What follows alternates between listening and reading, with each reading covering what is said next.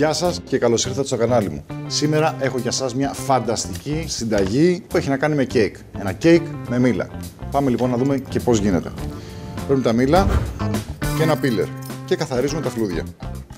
Βεβαίως τα φλούδια θα μπορούσαμε να τα καθαρίσουμε και με ένα μαχαίρι, αλλά το μαχαίρι γενικότερα παίρνει πάρα πολύ σάρκα. Η επόμενη μας κίνηση είναι να πάρουμε ένα κατσαρολάκι, να τοποθετήσουμε τα φλούδια μέσα και να κόψουμε τα μήλα σε τέταρτα.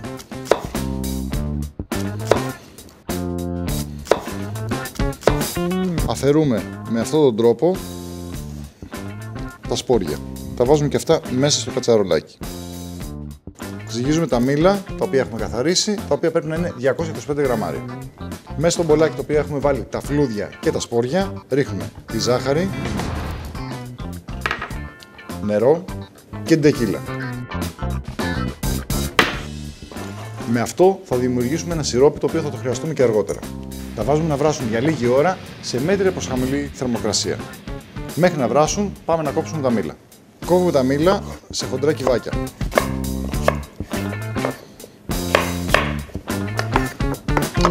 Μόλις λοιπόν δούμε ότι έχει λιώσει η ζάχαρη και ότι έχει πάρει μια βράση το σιρόπι, ήδη μυρίζει πολύ έντονα μήλο, γι' αυτό χρησιμοποίησαμε και τα φλούδια για να αρωματίσουμε το σιρόπι, θα περάσουμε το σιρόπι σε ένα μπολάκι με ένα σουρωτήρι. Μέσα στο κατσαρολάκι θα βάλουμε τώρα λίγο βούτυρο και θα προσθέσουμε τα μήλα.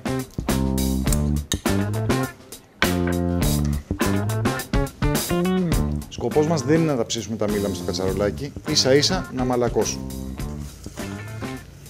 Ο συνολικός χρόνος είναι περίπου 4 με 5 λεπτά. Αξιοποιούμε βέβαια και τις φλούδες οι οποίες έχουμε βράσει πιο πριν και το σιρόπι το οποίο έχει προκύψει από αυτές. Παίρνουμε τη ζυγαριά και ζυγίζουμε περίπου 40 γραμμάρια. Ρίχνουμε το σιρόπι στα σοταρισμένα μήλα. Ανακατεύουμε μέχρι να εξατμιστεί ουσιαστικά το σιρόπι. Βασικά δεν εξατμίζεται, το απορροφούν τα μήλα.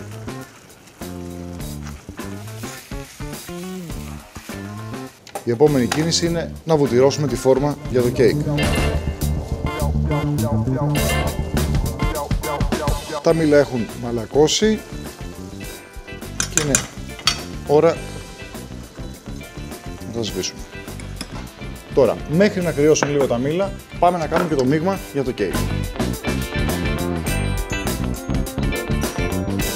Παίρνουμε ένα μπολ και βάζουμε μέσα πρώτα το βούτυρο, το οποίο είναι σε θερμοκρασία δωματίου και το έχουμε κόψει σε κυβάκια για να μπορέσουμε να το ομογενοποιήσουμε εύκολα.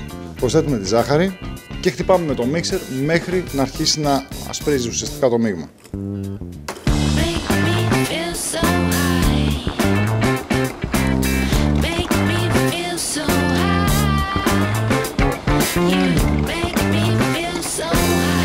Το μαζεύουμε και προσθέτουμε τα αυγά.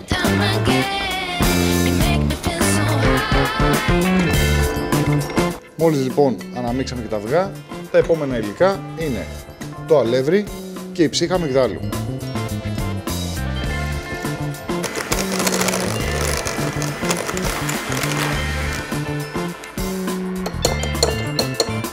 Τώρα είναι η ώρα να προσθέσουμε τα μήλα.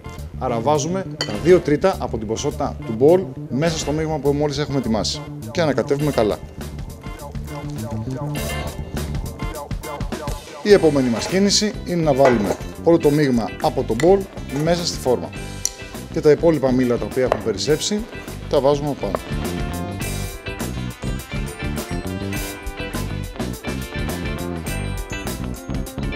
Βάζουμε λοιπόν τη φόρμα του κέικ στο φούρνο στους 160 βαθμούς για 1 ώρα.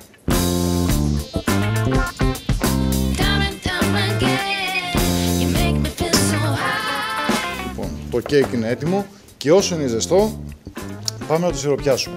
Πριν το σιροπιάσουμε παίρνουμε ένα σουβλάκι και αρχίζουμε και το τρυπάμε. Έτσι θα διασφαλίσουμε ότι όλο το σιρόπι θα περάσει μέχρι το κέντρο από το κέικ.